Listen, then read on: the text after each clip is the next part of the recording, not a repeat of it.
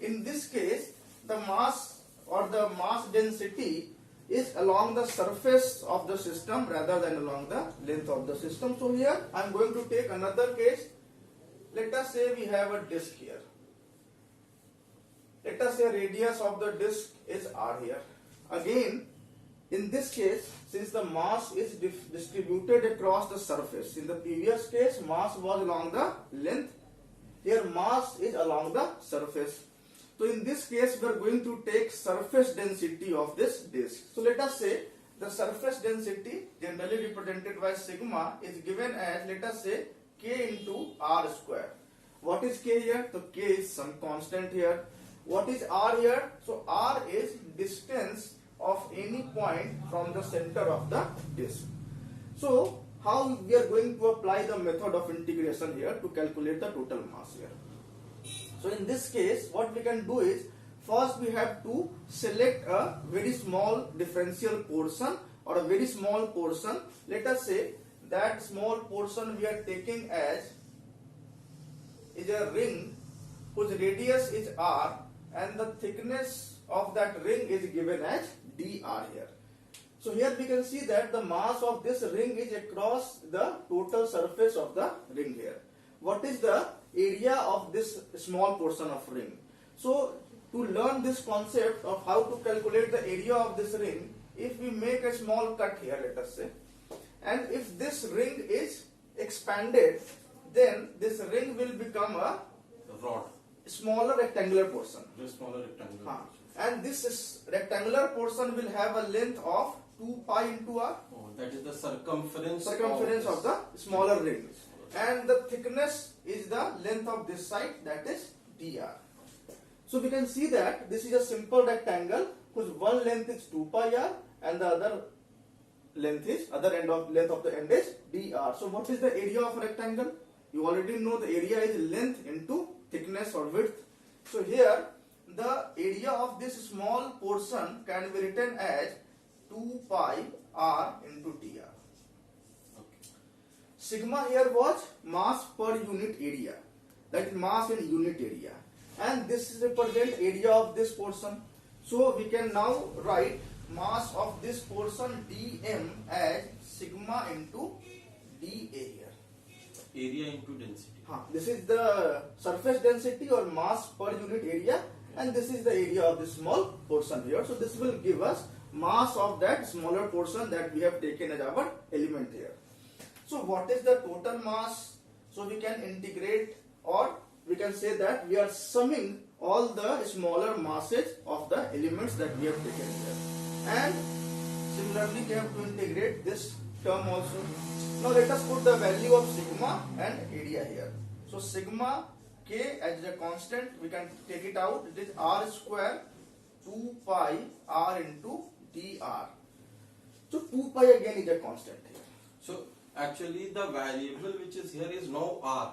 Yes, because r is varying. The area is also in terms of r and the surface density is also in terms of r. As we are moving from this portion towards the end of the disk, then the sigma, that is the surface density, is continuously increasing and increasing with r. So finally the term that determine both sigma as well as area is our radius of that given portion. Okay. So now, since 2 pi is a constant, we can write this term as 2 pi k, and this is integral of r to the power 3 dr. Now again, you have already learned how to solve this integration. Hence, the total mass we can write as m as 2 pi k into r, small r, plus r some to the constant power of 4. sorry, r to the power 4 here. It is r cube, so r to the power 4 here. So c is the constant of integration. Like in previous question, we can, if you put r is equal to 0, that is at this point there is no mass at a point, so we can say that at r is equal to 0, m is 0, and this will imply c is also 0.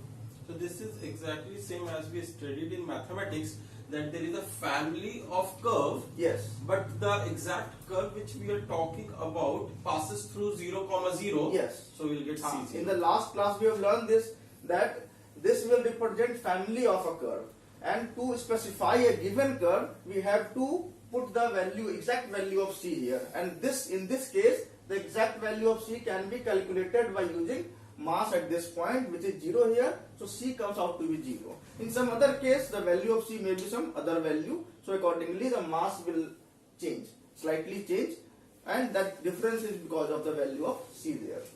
So the mass in terms of small r can be written as pi k r to the power 4 upon 2 here. If we want to calculate the whole mass of the disk, so for whole mass of the disk, r becomes capital R. So just put capital R in place of small r. So total mass will be pi k r to the power 4 upon 2.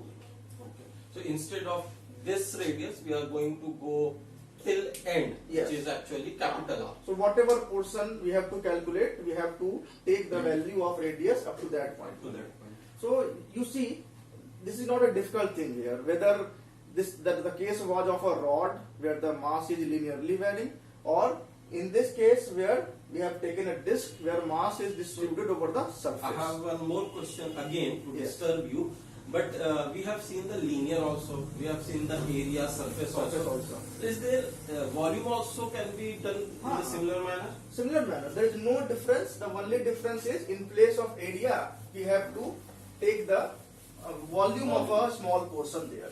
Okay, So a three-dimensional figure. Three-dimensional figure will be there. So what I am going to do is here is, rather than calculating mass, I am going to calculate some other term. In the similar manner, I am going to calculate the charge over a solid sphere. Okay. So earlier two cases were of mass. And now here it is charge. charge. So the thing is similar, but if you want to calculate charge or mass or some other quantity, there is no difference whether it is mass or charge. Just to emphasize that point, I am taking another quantity.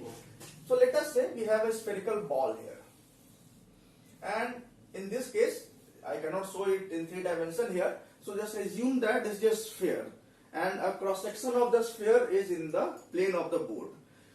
So here let us say the charge density, here it is volume charge density, means charge per unit volume, rho. So here let us say rho is given as k into r to the power 3. K again is some constant, and what is r? So r is distance of any point from the center of the solid sphere here. So you can again see that the density is a function of distance, and as we move away from the center, the density will also increase. So more charge is concentrated towards outer portion as compared towards the inner portion. So if we try to apply something which is uniform, like in length, like in area, so that is more simple. Simpler case. Because there you will take rho as only k, Constant. which is independent of radius. So that is the simplest case. Simplest In case. this case, we have to simply multiply the k with the integral part of that small volume or length or area, whatever I am going to take there. So in this case, again, what we have to do is we have to calculate the charge. So first, what I will do is we have to take a smaller differential portion. So here I am going to take a spherical shell. What is spherical shell? You must have seen the hollow cricket ball also. This is a solid cricket ball. Here a hollow plastic ball also, or Costco ball. So in the Costco ball, the whole mass is concentrated only at the surface and not inside the volume there.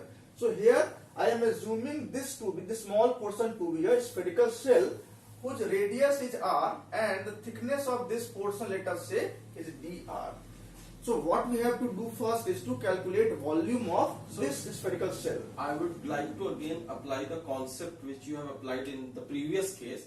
So if we make a cut here and we try to open it, so this will become a cuboid. There it became a rectangle. Or more simpler case I can see here is, this is a spherical shell whose thickness is dr. And what is the surface area of the spherical shell? That is 4 pi r square. Okay. And what is the thickness here? It is simply dr. So it is more of a cylinder. So surface area and length both is given. So the volume is simply area into length here. So here the volume, the smaller portion will have is simply 4 pi r square, as you already have learned that the surface area of a sphere is given by 4 pi r square, and the thickness here is dr. So this is the volume of the smaller portion. Now you must have got idea how to calculate the mass here just by applying the concept learned in the two previous cases. So here the charge, let us say dq, charge in this smaller portion, it's charge density into volume.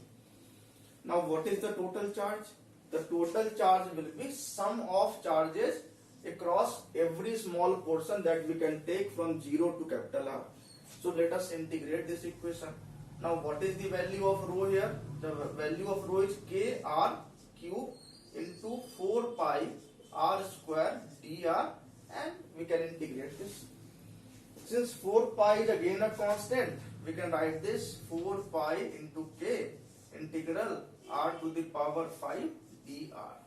This was actually the homework for them. X to the power exactly.